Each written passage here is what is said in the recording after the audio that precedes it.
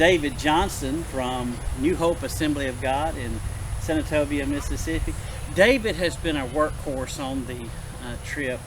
I think I would appropriately give him a nickname, Mad Dog, because he just goes straight at it and gets to working, and he excuse me, he makes us work hard, and he'll do the jobs that nobody else will do, and he'll tell everybody, come on, you can do it. He gets behind them and rides. David works hard. David, is this the first disaster you've ever worked? Yeah. All right. On this level it is. On this level? Yeah. All right, you're going to talk a little louder. Just talk like you're telling Becky that you want something new. You know, yes, I got to have it. No, anyway, would you say that this has helped you grow closer to the Lord? Yes, sir. It has.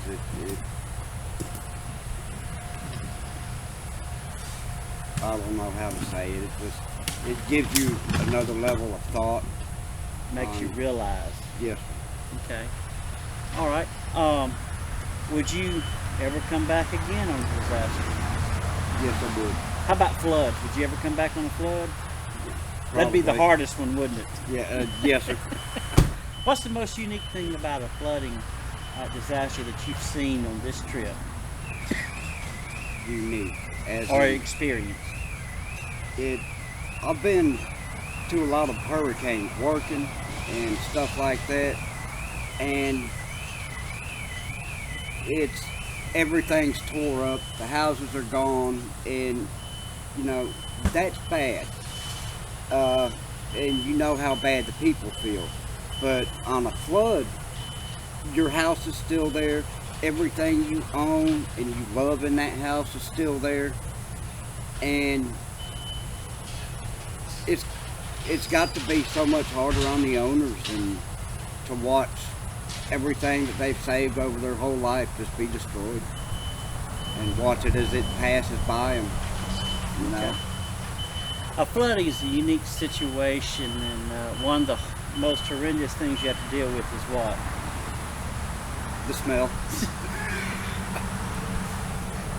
What was that you were telling Pastor Dale about mind over matter?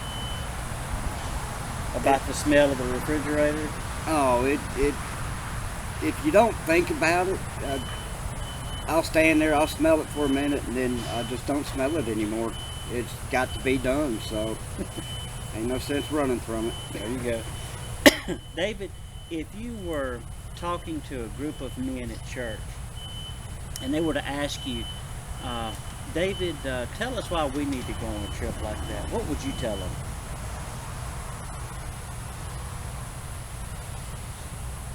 The people that you help, they're already about broke from this, and the relief that you give them by helping them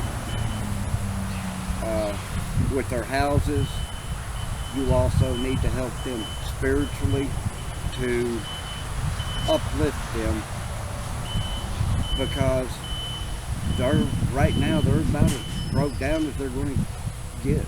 That's true.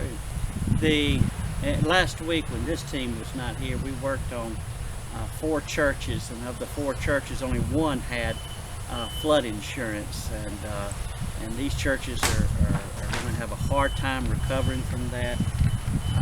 I heard an estimate that probably 99% of the people in this area did not have flood insurance, and so the rebuild process is going to be expensive.